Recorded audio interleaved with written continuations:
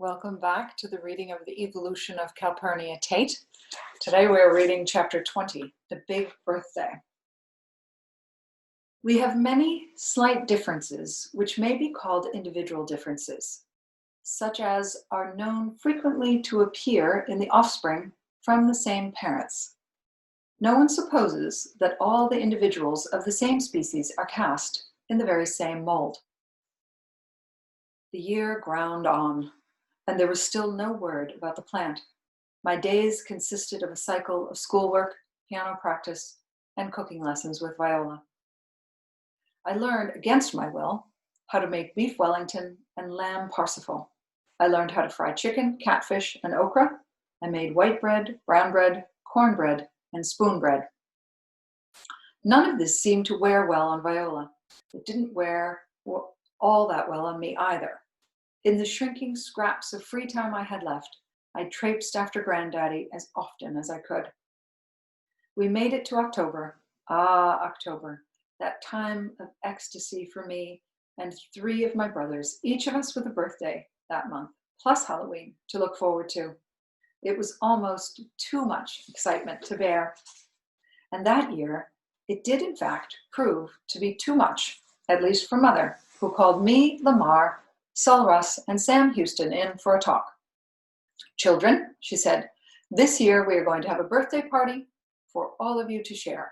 One big group birthday instead of 4 ordinary ones. Won't that be nice? We'll invite all your friends and have a real celebration. What? That's not fair. Wait a minute. Mother! Did she expect general joy about this arrangement? There was none. The chorus of grizzling was so loud and long that I was surprised she didn't relent and go back on her plan. But she stuck it out.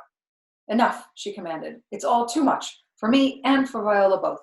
If she has to make 4 birthday feasts in 1 month, she'll quit us. I swear she will. And I'll not have you complaining to her about it either. It wasn't she who suggested it. Callie V could help her cook, Lamar said loftily. She's learning how. Let her help. I want my own birthday party. I threw him such a venomous look that he took a step back. Mother prevailed, and so began an entire week of preparations during which she and Viola and San Juana went full steam ahead. Since it was my birthday too, I was excused from cooking, despite my rotten brother's comment. We 4 children stayed out of their way and continued to vent our group spleen amongst ourselves, muttering about the unfairness of it all. Then the first Saturday of October came, and we were herded together for our communal birthday, in a peculiar mood, both celebratory and solemn. Viola's job was to cook the mountains of food. San Juana's was to keep it coming.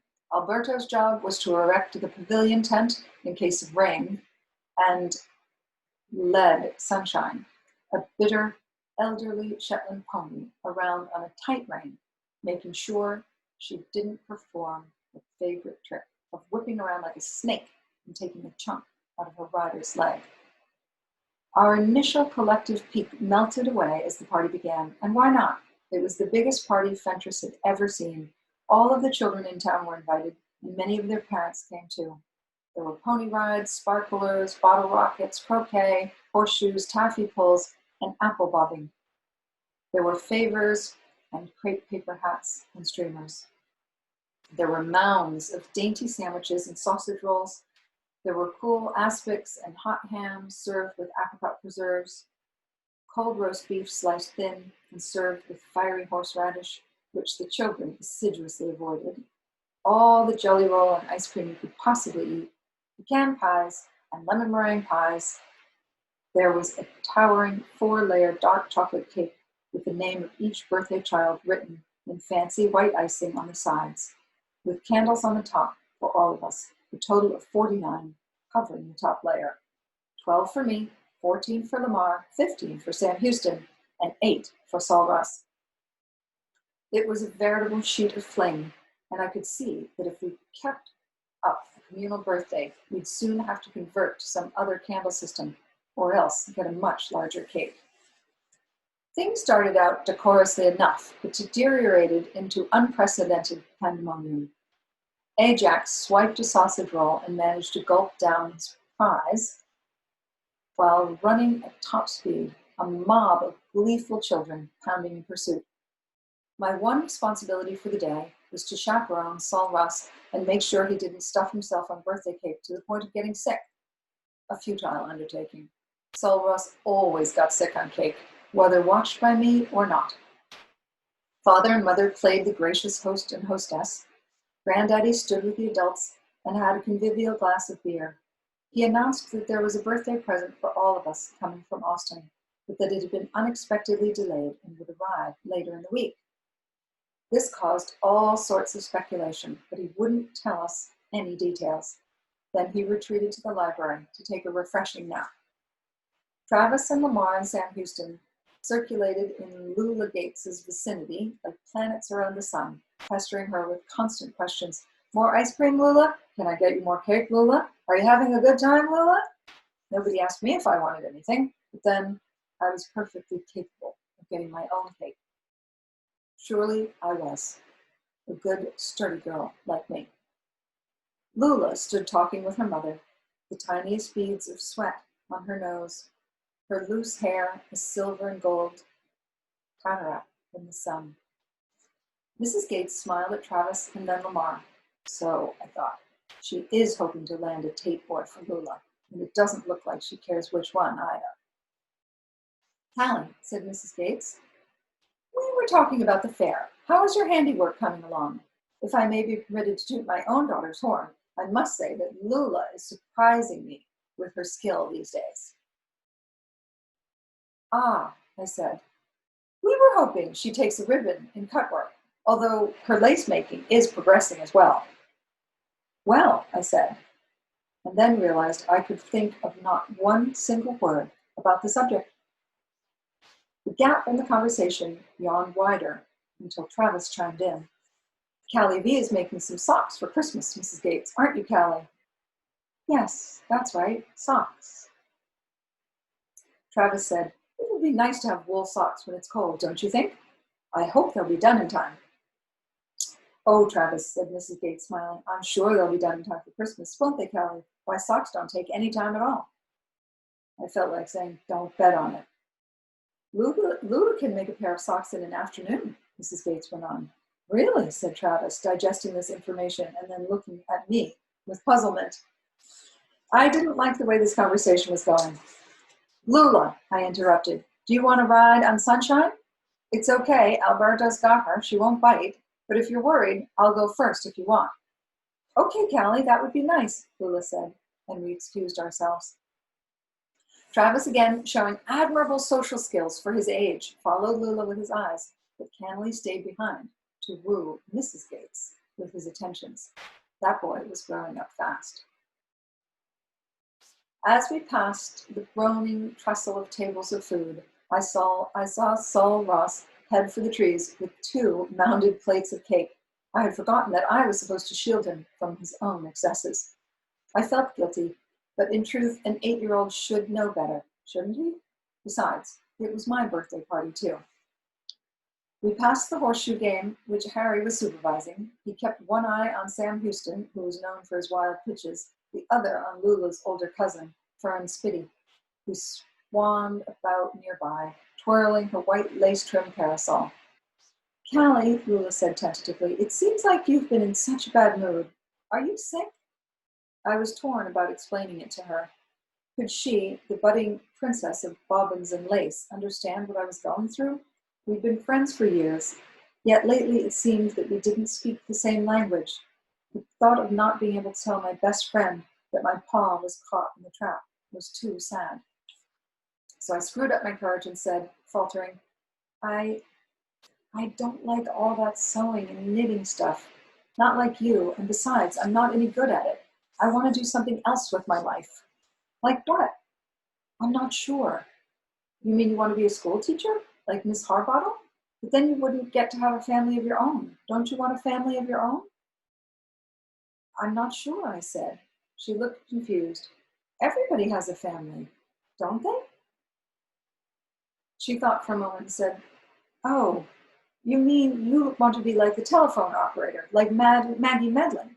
She doesn't have a family.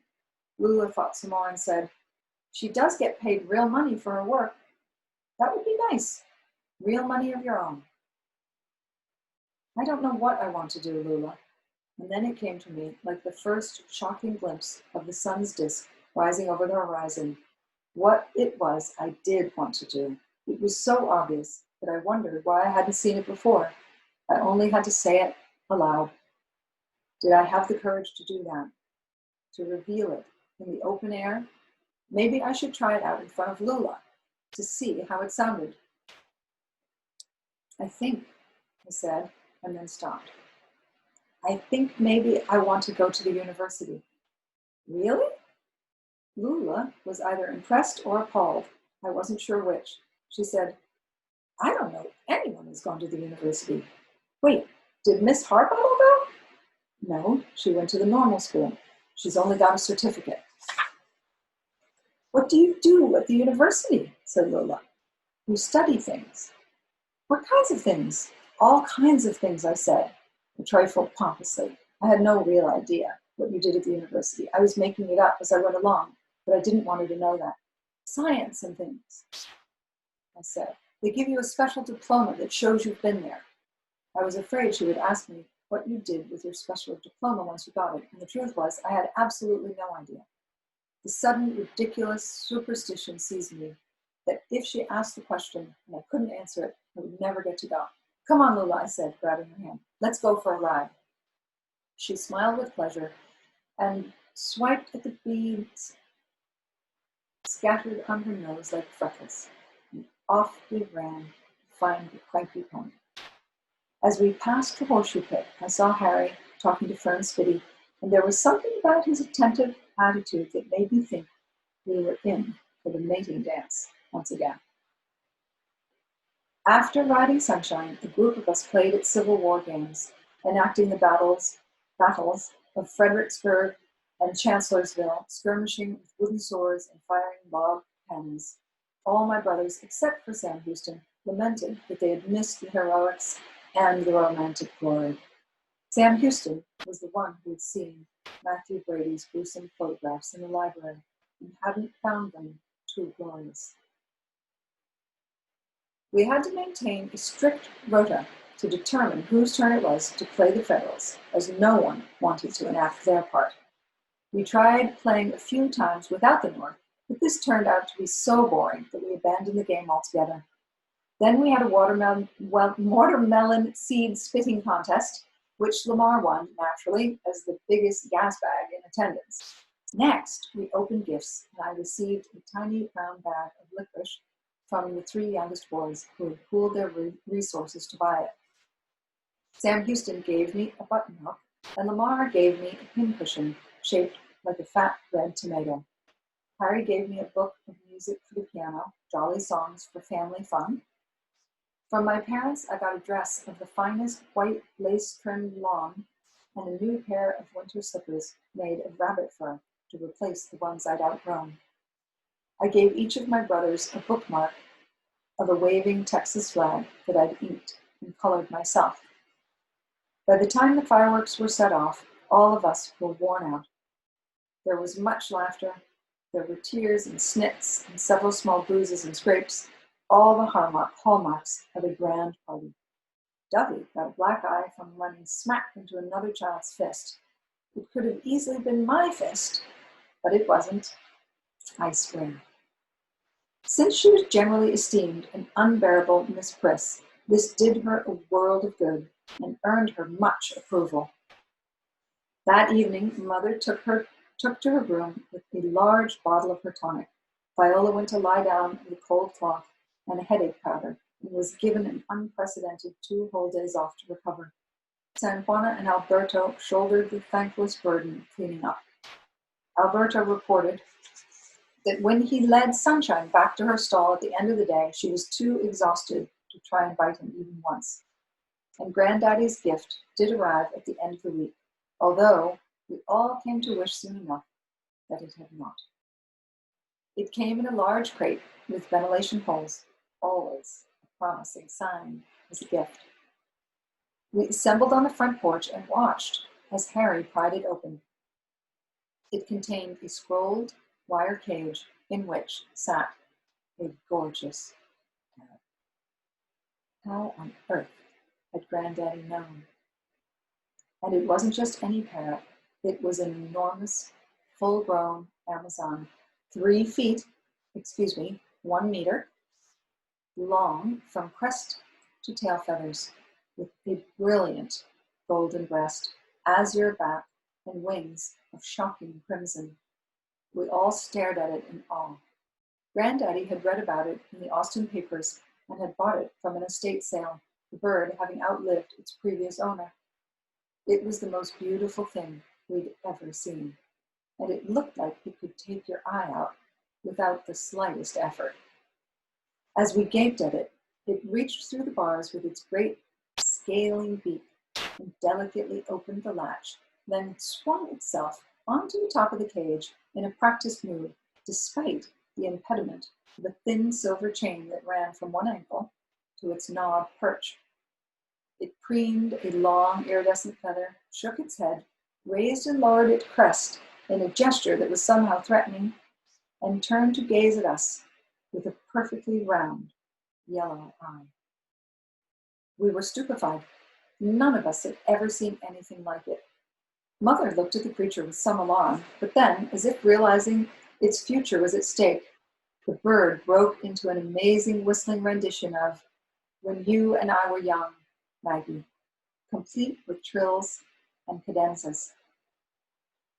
Was this pure chance, or had the bird somehow divined that my mother's name was Margaret, and that this was her favorite song?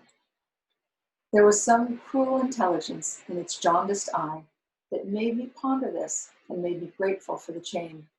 His name was Polly, of course, and he was our birthday gift. What could Mother do? So he stayed, at least for a while. He turned out to be as tetchy and irritable as he looked. With his huge beak and tremendous black claws, no one dared think of unchaining him from his perch. He intimidated all of us, parents, children, dogs, cats. Everyone gave his corner a wide berth, except to feed and water him and change his paper. He had his own cuttlebone that he rubbed the sides of his beak against like a knife grinder, honing his blade. I wanted to examine it up close, but didn't have the nerve. Polly didn't seem to care that he was a friendless bird. He spent his days muttering dyspeptically to himself and singing naughty sea shanties, with the occasional random ear-splitting screech thrown in just to make you jump. We took to covering his cage more and more often so that we could have some peace. I suspect everyone wanted to get rid of him, but no one had the nerve to come out and say it. We were waiting for some decent excuse to present itself because he was, after all, the birthday bird.